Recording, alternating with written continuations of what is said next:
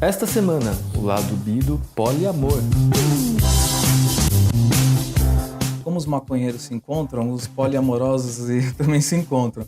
Então a gente já percebeu assim que a gente tinha interesses em comum, então a regra já foi acertada no início do namoro, na noite de Réveillon, no Rio de Janeiro de 2008. Deu certo o relacionamento porque eu amo, também porque eu tenho liberdade, porque senão amor só acho que não é suficiente. O que sempre vem à cabeça das pessoas é a questão do ciúme. Relacionamento aberto é a possibilidade de você ter outros parceiros sexuais sem envolvimento afetivo. O poliamor é a possibilidade de você se envolver também emocionalmente com outras pessoas. É mais fácil para os gays masculinos porque são homens. E a gente tem muito privilégio por sermos homens. Oficialmente, mais de 3 parceiros sexuais por ano já é considerado uma pessoa promíscua. Tem gente que bate esse número já na noite de Réveillon. Antigamente, tinha uma coisa ou outra, que eu não vou dizer aqui, porque não vou me comprometer, mas que eu falava, não, isso é gosto, eu gosto disso, eu não gosto. Depois eu comecei a pensar, será que é gosto? Ou será que é uma imposição, alguma coisa que veio, entendeu? Então, e que é uma coisa preconceituosa, na verdade. É legal, porque às vezes você traz uma pessoa para sua cama que você nunca traria para sua casa, uma pessoa de um bairro afastado, de uma outra criação e tal, mas você abriu esse universo e você se envolve com a pessoa e você acaba às vezes tendo empatia pela pessoa e você cria uma amizade. E a mulher também muitas vezes tem essa postura machista. Ela se permite às vezes ter uma relação com uma mulher, mas se o marido dela começar a se envolver com um outro homem, pode ser que ela se sinta incomodada. Você não precisa ir às vias de fato na primeira vez, nem na segunda, nem na terceira. Você vai fazer isso quando tiver realmente vontade. Muitas vezes as pessoas abrem porque o relacionamento já está indo mal. Então a pessoa já perdeu interesse sexual pelo parceiro e outro perdeu outros interesses, quer se apaixonar por outras pessoas e tal. Então ele acha que se abrir o relacionamento vai resolver. E quando você tá num relacionamento monogâmico, você fica naquela fissura, você quer trair, porque você não pode. Agora, podendo, não tem essa necessidade. Então, você vive uma vida muito mais serena. Essa é a impressão que eu tenho. É colocar o leitor dentro do ambiente, do espaço que eles nunca foram, teoricamente, né? Eles nunca entraram, sem ainda precisar. Quer dizer, quando eles forem a primeira vez, já vai entender como funciona, como que é a dinâmica. Eu sou Márcio Caparica e esse é o Lado B, o programa de cultura e cidadania LGBT. Fica aí que a gente já volta.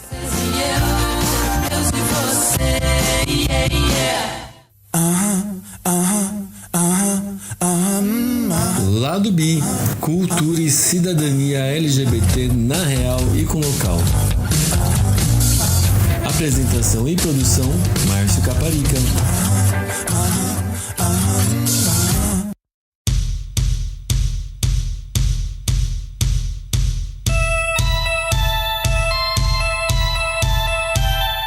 Olá, internauta! Seja bem-vindo a mais uma edição do Lado B, o podcast de cultura e cidadania LGBT. Todo mundo já pensou em ficar com alguém além do próprio namorado, mas poucas pessoas fazem isso oficialmente. O nosso tema de hoje é poliamor. Estou aqui com o Alexandre Venâncio. Ele é autor do livro Poliamor e Relacionamento Aberto, guia ilustrado para dominar a arte da sexualidade plural. Tudo bom, Alexandre? Olá, Márcio, tudo bem? Tudo jóia. Cara, li seu livro, muito, muito bacana. Quem quiser procurar, é um livro super completo, super didático, super ilustrado. E, parabéns, como é que veio a ideia de fazer esse guia assim?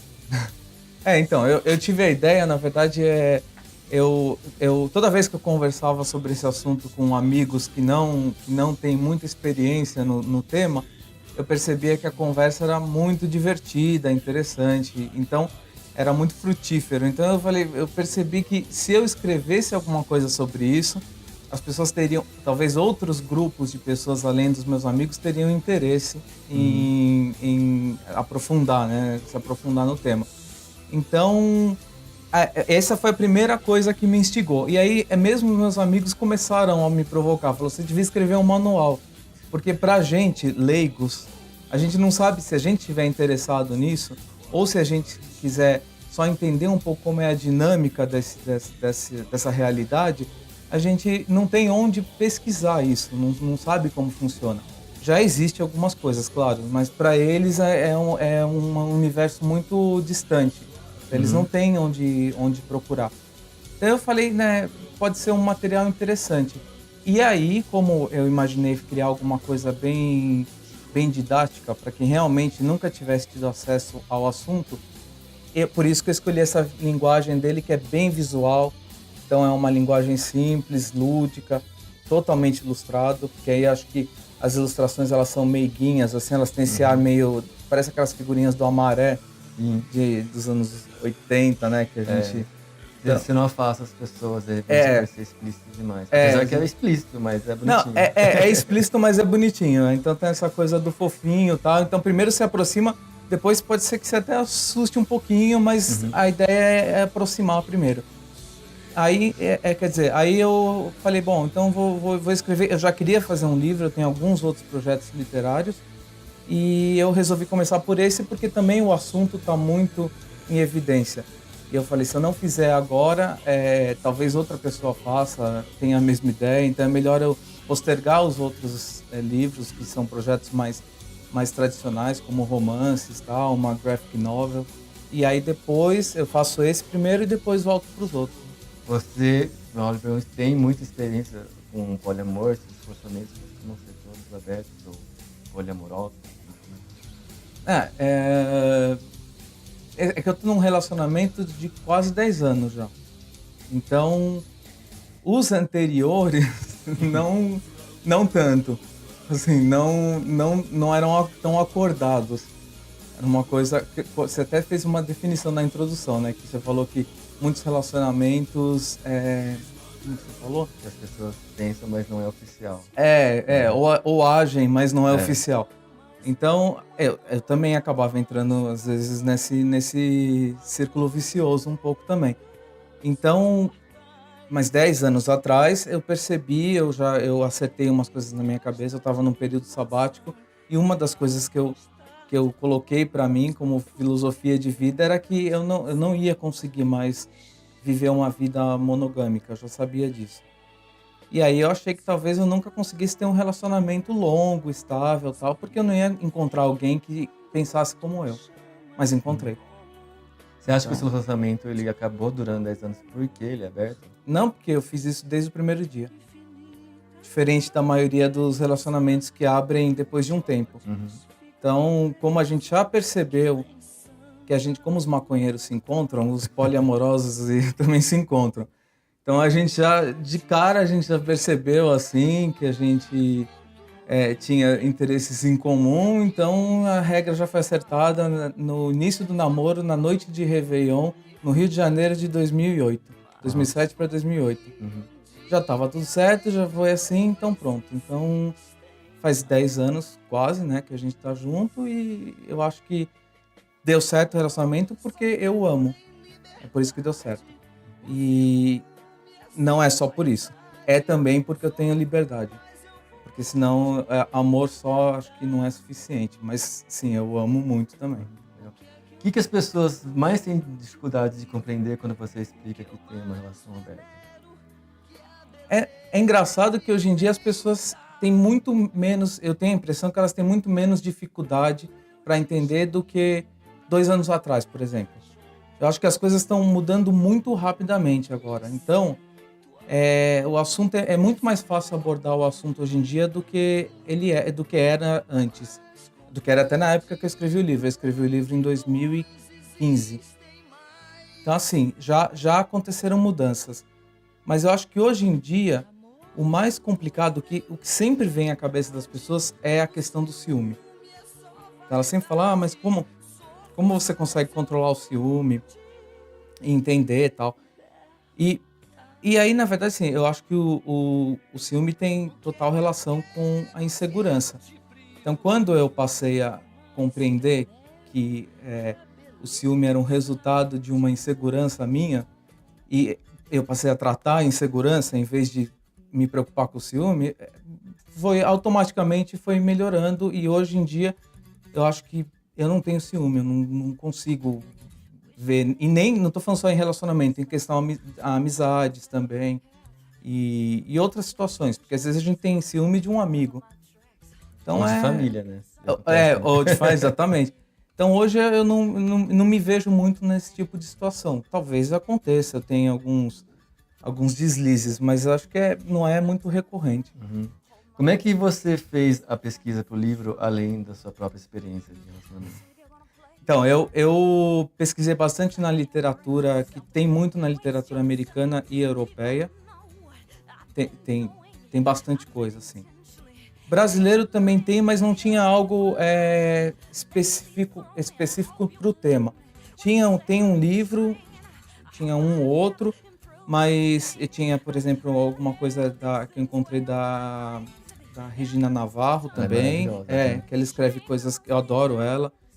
E tem algumas outras coisas, mas ela não tinha, por exemplo, um livro sobre o tema específico. Mas ela já abordou muito o assunto, né? Então eu fui, mas já na literatura americana tem guias muito práticos. Eles são muito funcionais. Então, quer dizer, do jeito americano a gente sabe que a gente vai encontrar tudo que a gente quiser, da forma que a gente quiser. Então eles têm livros que são super profundos, que eles vão avançar muito em questões. Você quer saber como lidar com as crianças, por exemplo? Eu tenho um capítulo de 3, 4 páginas, é curto. No livro lá americano vai ter 30 páginas falando sobre isso. Então eu li muito disso, dessa literatura americana, a literatura francesa também, que eu encontrei um material interessante. E a prática e muita conversa com amigos que vivem esse estilo de vida. Você conhece muitos casais que têm oficialmente relacionamento aberto? Aliás, antes disso, vamos definir para o ouvinte qual é a diferença de ter um relacionamento aberto e ter um relacionamento poliamoroso. É bem simples, na verdade, a definição. Tem vários formatos de relacionamento dentro dessas categorias. Mas, simplificando, o relacionamento aberto é a possibilidade de você ter outros parceiros sexuais sem envolvimento afetivo com essas outras pessoas. O poliamor é a possibilidade de você se envolver também emocionalmente com outras pessoas. Então, porque na verdade, sim, só para completar, é muito fácil para um casal, por exemplo, você separar. Se você consegue entender que sexo é uma coisa e amor é outra, essa é a primeira lição. Então, se isso ficar claro para você, é fácil você entender que o teu parceiro tem um desejo sexual por uma outra pessoa, mas que isso não tem relação com o amor. Então, ele está interessado nisso, ele precisa extravasar isso e é atrás disso que ele foi. Ok, é muito fácil lidar com isso. Agora, no poliamor, você precisa entender que ele ama também essa outra pessoa e talvez ele ame essa pessoa com uma intensidade diferente de que ele ama você. Pode ser mais, pode ser menos.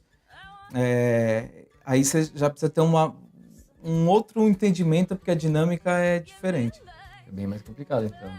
Poliamor. Eu não sei eu não gosto de usar a palavra complicado, porque eu acho que cada um vai entender o que... Porque, por exemplo, às vezes a pessoa se sente mais confortável com o envolvimento emocional, algumas pessoas. E não gostam dessa coisa muito funcional, de você simplesmente sair e ter uma relação casual com outras... Ter milhares de relações casuais com outras pessoas sem nenhum envolvimento afetivo. Né? Eu digo que é complicado porque, em geral, as pessoas quando você fala de relacionamento monogâmico, não tem muito o que discutir.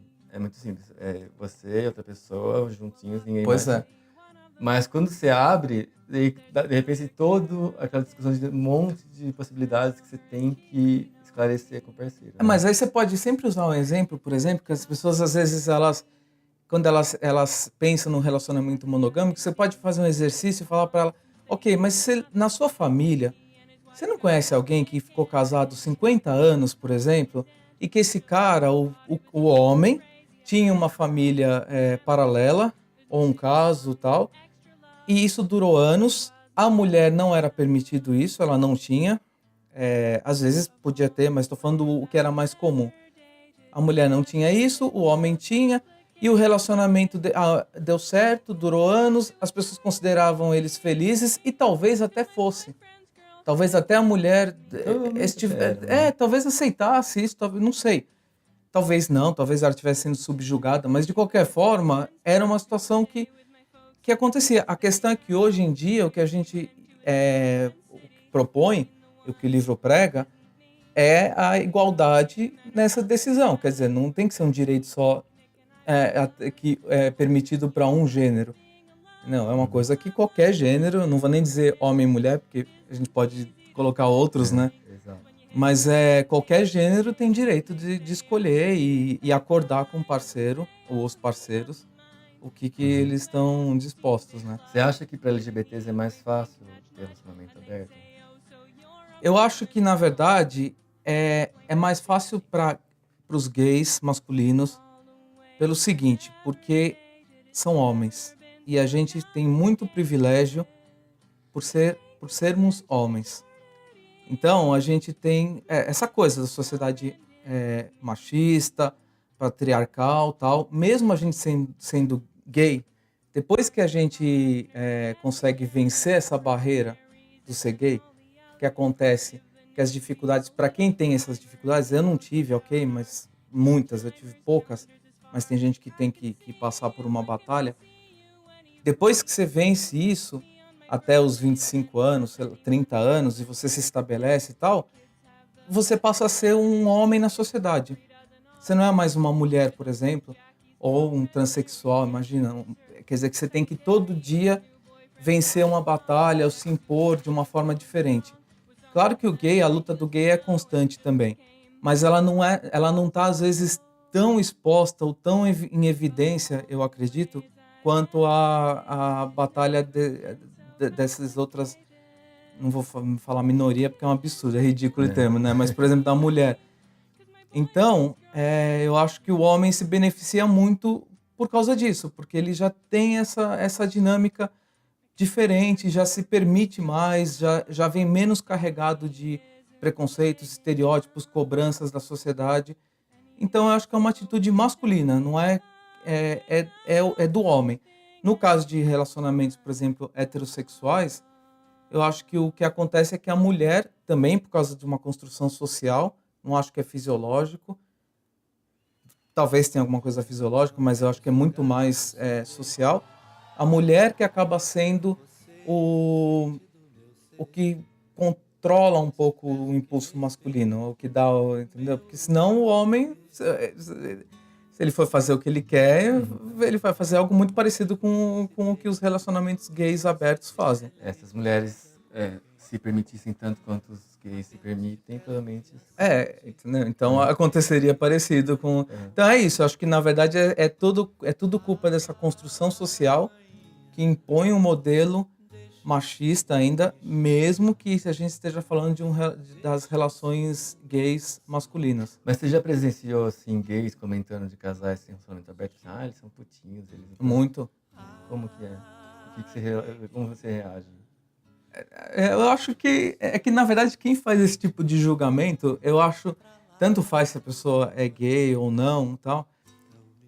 Eu acho engraçado. Aqui eu coloco no livro essa classificação de putinho, eu até uso, tem uma ilustração que mostra isso. Tem os personagens com uma camiseta escrito putinho como se fosse uma afirmação positiva. Porque, na verdade, oficialmente, mais de 3 parceiros sexuais por ano já é considerado uma pessoa promíscua. Então, quer dizer, eu acho que isso inclui uma grande parte de, né? Tem gente que bate esse número já na noite de Réveillon. É. Então, assim, Já 2 de janeiro já sou já promíscuo, foi, né? entendeu? Eu me incluo nisso, inclusive. Mas, assim, então não sei, entendeu? Essa pessoa que coloca esses... Eu acho que promiscuidade é você não se preocupar com a sua saúde, você talvez não se preocupar se o seu parceiro está interessado no sexo como você. Outras coisas eu acho que são mais relevantes. Agora, a pessoa que faz esse tipo de julgamento, eu não sei nem se vale muito a pena aprofundar muito, entendeu? Talvez. Você falou que você pesquisou com outros casais seus conhecidos que também têm relacionamento aberto. Rola muito armário de relacionamento aberto? Sim, eu tava nele, inclusive. É. Eu saí porque eu fui. como eu quis escrever o livro, eu fui obrigado, né? Eu me joguei assim. Mas, por exemplo, para minha família, eles nem sabiam o tema do livro, eles ficaram sabendo na noite do autógrafo. Então, assim, alguns sabiam, né? Aham. Mas a maioria não. Então, porque a gente prefere se preservar. Uhum. Porque eu, particularmente, acho que muitos tomam essa decisão, não tenho disposição para ser julgado por pessoas que podem ser fundamentalistas religiosos ou conservadores, ou não sei o quê. É aquilo lá, eu acho, às vezes, posso achar que a pessoa, ela tem direito de achar o que ela quiser, de acreditar no que ela quiser, e eu não condeno isso. Mas ela não tem direito de impor o que ela acredita para mim, entendeu? Então, assim, as pessoas acabam ficando no armário porque elas querem se preservar. Depois que eu resolvi escrever o livro, aí eu escancarei o armário, não teve jeito. E aí também eu comecei a achar que é prazeroso, na verdade, levantar uma coisa que vai contra a mesmice, entendeu? Que Uhum. é gostoso fazer alguma coisa assim também, que é um pouco contrário ao que as pessoas esperam. E eu preencho um pouco o estereótipo quando a pessoa olha pra mim, você tá vendo, quem tá ouvindo não tá vendo, Uhum. mas acho que a pessoa olha pra mim e não imagina muito que eu sou uma pessoa poliamorosa e que tem relacionamento Aham. aberto, entendeu? Ela me imagina uma pessoa caretinha e tal. Uhum. Então eu acho que isso é legal, porque vai quebrando esses estereótipos. Quando a gente, né, resolve que é gay, é um passinho pra você diminuir um pouco os preconceitos que você é educado, porque afinal, né, você passa a ser minoria. Você acha que embarcar numa empreitada de relacionamento aberto diminui outros preconceitos que a pessoa pode ter aprendido ao longo da vida? Você tá falando dela Uma- com ela. É com ela, por exemplo, ela começa de repente ver, por exemplo, muito gay não gosta de mulher e não admite. De repente você tem um parceiro que fala, meu, quero ter uma mulher junto também pra ver como é que é. Ou Sim. então, você, né, tem, sei lá, por razão da vida, tem um relacionamento com alguém que é branco como você, e de repente começa a abrir os leques. Ah, totalmente. Eu acho que isso acontece muito. E na verdade, eu fazendo o livro eu percebi isso, porque eu comecei também a fazer uma autoanálise do que eu tinha, do que eu considerava, por exemplo, antigamente tinha uma coisa ou outra, que eu não vou dizer aqui, porque eu não vou me comprometer, mas que eu falava, ah, não, isso é gosto, eu gosto disso, eu não gosto. Depois eu comecei a pensar, será que é gosto? Ou será que é uma imposição, alguma coisa que veio, entendeu? Então, e que é uma coisa preconceituosa, na verdade. Então, hoje em dia, antes de eu fazer uma análise, quando a gente tem uma imagem desse tipo que você falou, por exemplo, eu prefiro sempre me policiar se não é algo preconceituoso. Então eu acho isso, que quando você começa a se abrir para um relacionamento assim, e você começa a conviver com outras pessoas, outras classes sociais, outras realidades, é muito legal porque você trazer uma pessoa para sua cama é legal, porque às vezes você traz uma pessoa para sua cama que você nunca traria para sua casa, uma pessoa de um bairro afastado, uma outra criação, tal. Mas você abriu esse universo e você se envolve com a pessoa e você acaba às vezes tendo empatia pela pessoa e você cria uma amizade. Então eu acho que tem um outro lado também e vai diminuindo os preconceitos de forma natural. Eu acho que vai estreitando as relações. No livro você descreve, vamos resumir rapidinho, os jeitos mais comuns que as pessoas têm de relacionamento aberto. Sim. Queria que você contasse para ouvinte qual que você aplica no seu casamento. Ah, então, é o que pode tudo. O meu pode tudo. Antes tinha, porque uma coisa que eu explico no livro é que essas coisas mudam com o tempo, né? Você vai se adaptando. Então, no começo a gente tinha bastante regrinhas. Ah, pode isso, não pode aquilo, tem que ser junto, tal, não sei o quê. Mas depois, com o tempo, a gente foi. Mas com muito pouco tempo, na verdade. Antes de um ano de namoro, a gente já percebeu que essas regras só atrapalhavam. E que elas não tinham muito sentido. Não pra gente que é homem, adulto, formado, entendeu? Porque pagamos nossas contas, não tem sentido. Então a gente começou a tirar as regras bem, bem rápido até. E hoje tem muito pouca coisa. Eu acho que o que acontece é assim, se algo me incomoda, eu aviso. Porque eu posso não estar preparado para uma coisa ou outra que é novidade. Não me lembro quando aconteceu alguma coisa assim, mas se me incomodar, alguma coisa acontecer e me incomodar, eu aviso meu parceiro, eu falo para ele e ele vai ser super compreensivo. Vocês não se sentem na obrigação nem de apresentar todo mundo que vocês pegam por aí, nem de contar que chegou alguém. Eu não sinto obrigação de contar, eu gosto de contar. Então, obrigação não. Uhum. Eu acabo contando sempre por causa disso. Já teve uma situação muito mico, assim, que aconteceu ou com você sozinho ou com vocês dois juntos? Assim? Mico, deixa eu ver. Não, já aconteceu de eu rir, porque a gente tem muita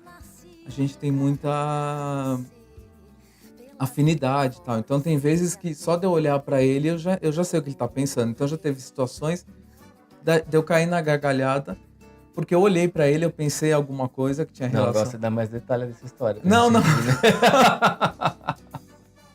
Eu não posso.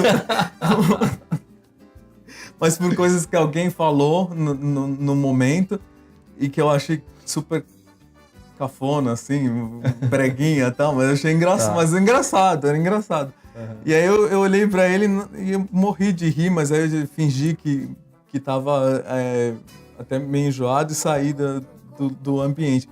Mas acho que só isso, assim, eu não lembro de nada de mico, assim. Né? O que você faz se você, por acaso, traz alguém pra sua casa e a pessoa não quer ir embora?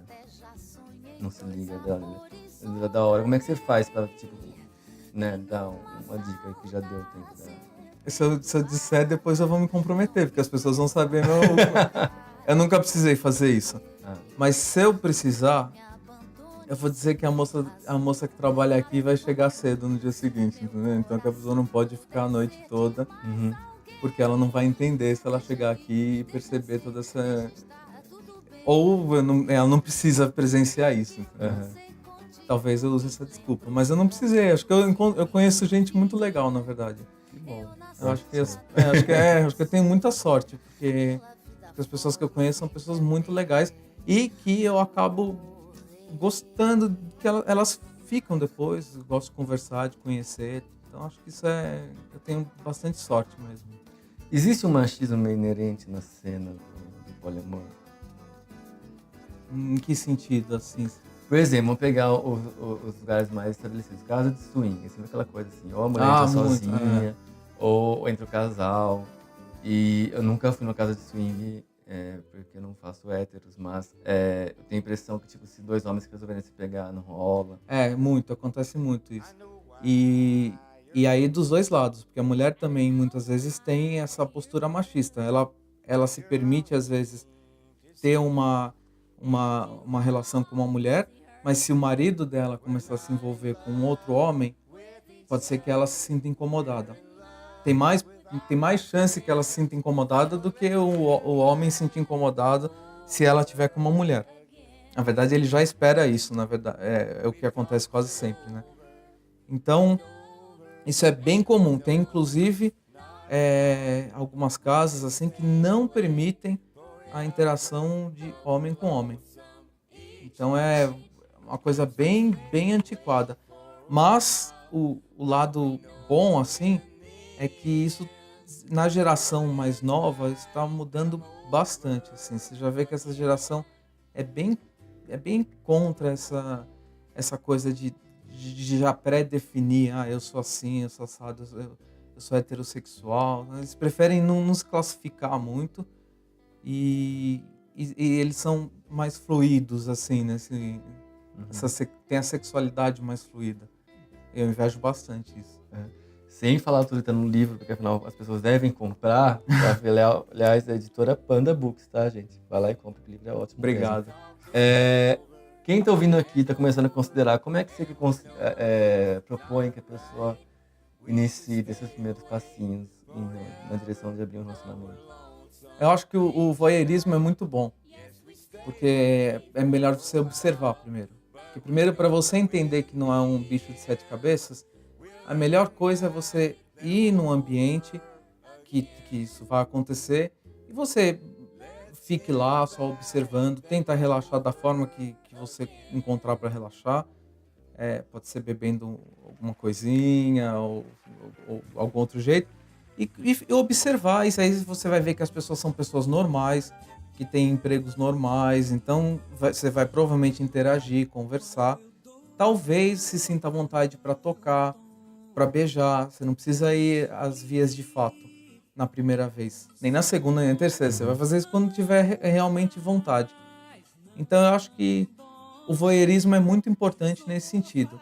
E aí se permitir quando você tiver afim, se você tiver afim, porque pode ter gente que vai perceber que de repente não é isso, não gosta disso, ou vai descobrir que se interessa só pelo voyeurismo mesmo, que também isso acontece, né? E é uma possibilidade, é permitido também. E essas casas, esses lugares toleram isso. Essa pessoa que fica observando não é visto como um ser bizarro, como a gente vê em outros lugares, né? Um monte de gente costuma comentar assim, porque depois aí quando o namoro acaba, é porque resolveu abrir o casamento. E aí acabou botando a culpa em ter aberto. Você tem, isso é comum também? O que você responde? Não, mas é bem fácil de entender. Muitas vezes as pessoas abrem porque o relacionamento já tá indo mal. Então a pessoa já perdeu interesse sexual pelo parceiro e perdeu outros interesses, quer se apaixonar por outras pessoas e tal. Então ele acha que se abrir o relacionamento vai resolver, porque você vai começar a ter isso por outras pessoas. Então, mas não vai resolver, porque você vai abrir outras possibilidades, mas a sua relação vai continuar sendo a mesma. Então é um relacionamento fadado ao fim, não tem jeito. Então, na verdade, o ideal seria não você resolver abrir o casamento quando você tá indo mal, mas na verdade, quando você tá super bem. É quando tá bem. Até porque é uma coisa que você tem que estar muito em sintonia com a pessoa que você tem. Se você faz isso quando não tá bem, a não ser que o relacionamento não estava bem, porque realmente os dois tinham essa vontade e não falavam sobre isso. Então era um desejo que estava lá reprimido por muito tempo e tal. Aí de repente eles criaram coragem e aí ok, sim, isso veio à tona e tal, então eles se encontram. Agora, se não for isso, não dá certo. Para salvar um relacionamento, não dá. Porque as pessoas já moram juntos, não querem desfazer a casa, a amizade, mas querem ter tesão por outras pessoas, continuar tendo sexo com outras pessoas e tal. Então não é uma escolha boa. Por isso que os relacionamentos acabam muitas vezes depois que abrem. E o caminho contrário, de você estar fazendo aberto e daí por alguma razão um dos dois resolve que não dá mais, quer fechar. Você acha que tá certo? Já tem pessoas que fazem isso. Eu li num dos livros que eu li um dos livros que eu li da literatura era americano. Ele é só de casos. Então quem escreveu foi uma psicóloga e ela trata só relacionamentos de casos de relacionamentos abertos e poliamorosos. E aí o livro é só relatando os casos que ela tratou. E um desses casos era exatamente sobre isso, sobre um casal que eles tiveram vários momentos que eles abriam, fechavam, sempre dependia do que estava acontecendo na relação. E assim, deu certo nesse caso, para eles deu certo. Mas eu acho um pouco estranho, né, particularmente, porque para mim é um pouco como se você... Imagina, você gosta de fazer tudo, você gosta de beijar, você gosta de transar, e no sexo você gosta de fazer tudo. De repente alguém fala, então, sabe aquilo que eu gostava de fazer no sexo? Eu não quero mais. Eu gostava de, não sei, vou dar um exemplo. Você me batia no sexo, eu sempre gostei tanto que você me batia, mas agora eu não gosto mais. Não quero mais que você me bata. Eu acho um pouco estranho isso, entendeu? Eu acho incomum, mas não acho impossível. Não é impossível, mas aí provavelmente eu acho que vai ter um fator externo que tá falando mais alto. É aquilo lá que a gente falou, da pessoa tá insegura ou tá passando por algum outro problema e tal. Então, não sei se é o caso, acho que tem que ser respeitado. Se for uma fase, por exemplo, uma fase de estresse no trabalho ou alguma coisa assim, uma complicação familiar, tal, acho que assim, o casal vai ser compreensivo, o parceiro vai ser compreensivo, tal, e o casal se muda a dinâmica por um tempo.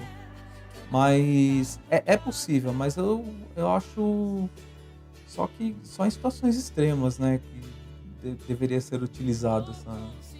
A gente sabe que, bem, amor não é limitado, tesão também não, mas tempo é. Né? Daí, então, como é que você faz para administrar, o tempo de, né, dar atenção pro seu parceiro e pros outros todos, e dois, realmente a atenção, assim, rola alguma coisa, tipo, quando a gente tá em casa não, ou, né, tipo, momentos que você não vai ficar no aplicativo, assim, como é que rola? Então, uma coisa que é assim, quando você pode fazer, que eu posso fazer o que eu quiser, você perde muita vontade de fazer. Então, isso é muito bom. E quando você tá num relacionamento monogâmico, você fica naquela fissura, você quer trair. Então, porque você não pode. Agora, podendo, não tem essa necessidade. Então, você vive uma vida muito mais serena. Essa é a impressão que eu tenho.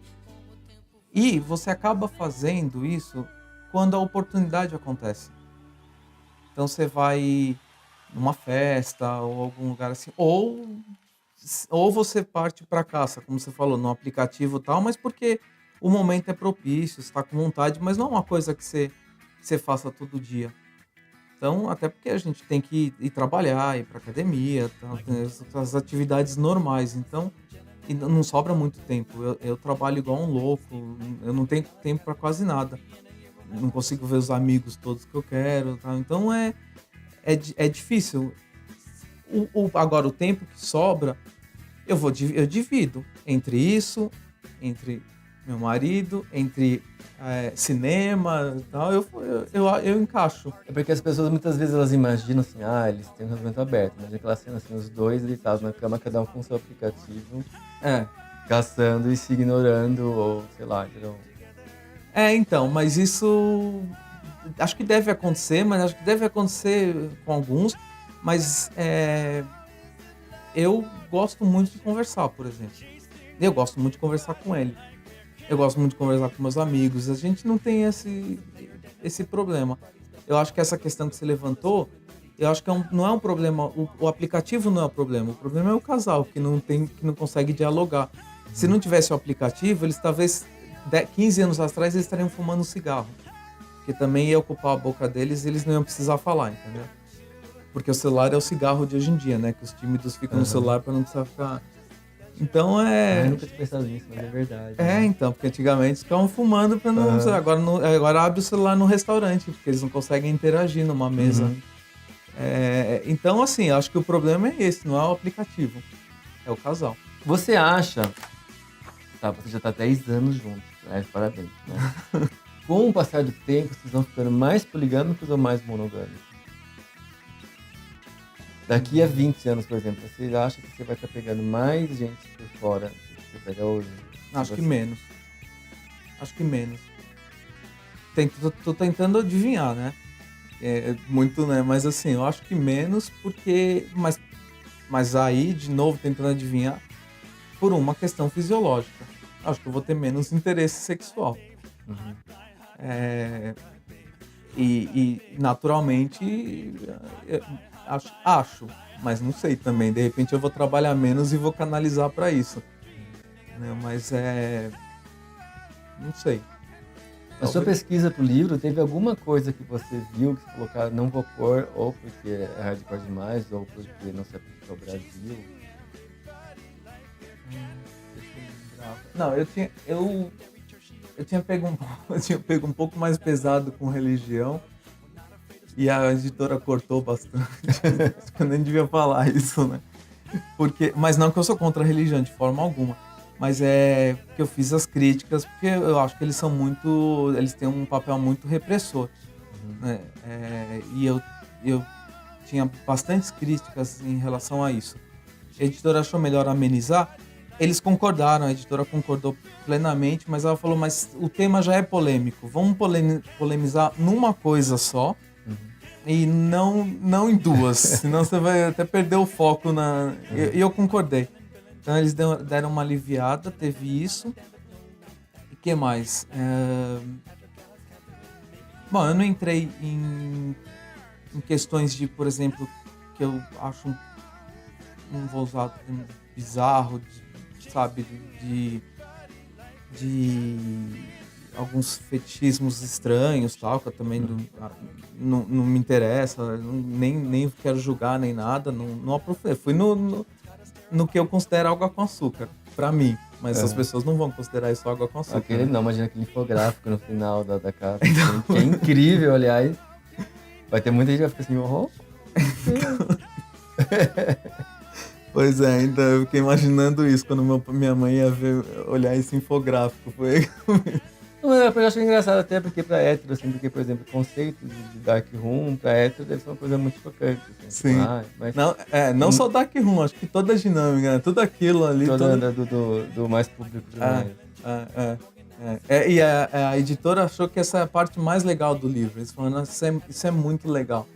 E eu acho também, porque na verdade é colocar o leitor dentro do ambiente, do espaço, que eles nunca foram, teoricamente, né? Eles nunca entraram, sem ainda precisar. Quer dizer, quando eles forem a primeira vez, já vai entender como funciona, como que é a dinâmica e tal. Então eu achei bem legal. Tem várias coisas práticas, desde fazer drink, tirar selfie.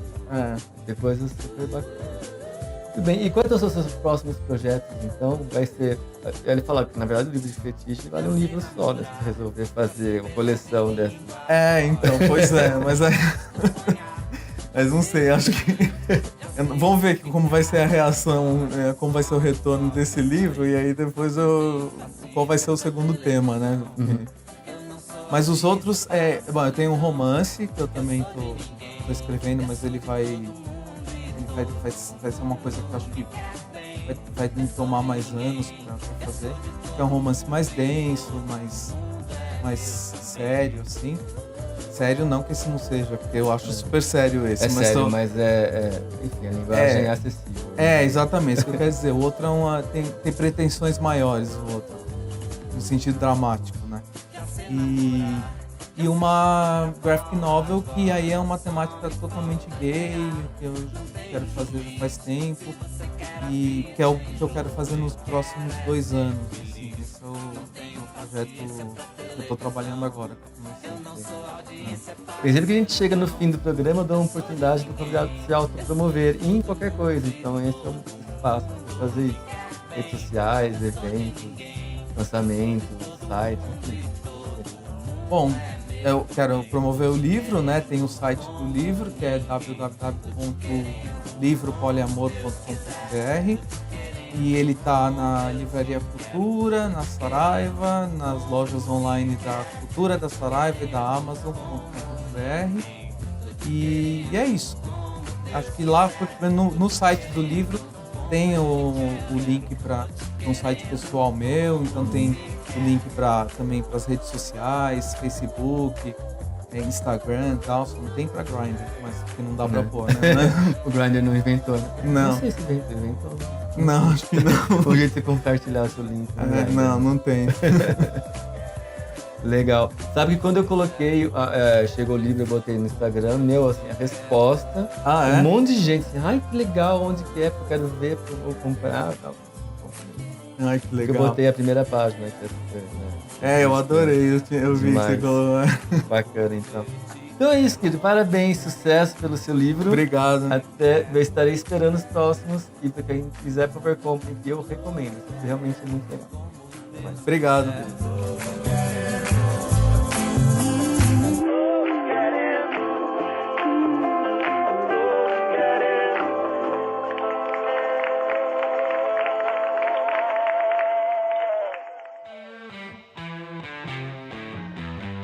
E você encontra o Lado Bi nas redes sociais mais bacanas do mundo. Nós estamos no Facebook, facebook.com/programa Lado Bi, no Twitter em @programa Lado Bi e no Google Plus em google.com/mais Lado Bi. Nosso site, você sabe, é o www.ladobi.com, onde eu escrevo quase todo dia.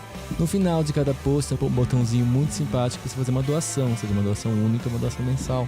Vai lá, pinga um dinheirinho, que é essa grana que a gente se sustenta. Nosso e-mail é programadobi@gmail.com. Mande sugestões, críticas, reclamações, eu leio tudo e respondo apenas aquilo que me convém. E você sabe que o Lado B está a partir das segundas-feiras no SoundCloud, no YouTube e no iTunes. Enquanto você estiver no iTunes, vai lá, deixa um review de 5 estrelas, que assim a gente também fica mais famoso e conhecido. Também você pode assinar ele, que daí o programa baixa automaticamente toda semana no seu celular. Eu sou o Marcos Caparica e esse é o Lado B, o programa de cultura e cidadania LGBT. Até semana que vem. Beijo!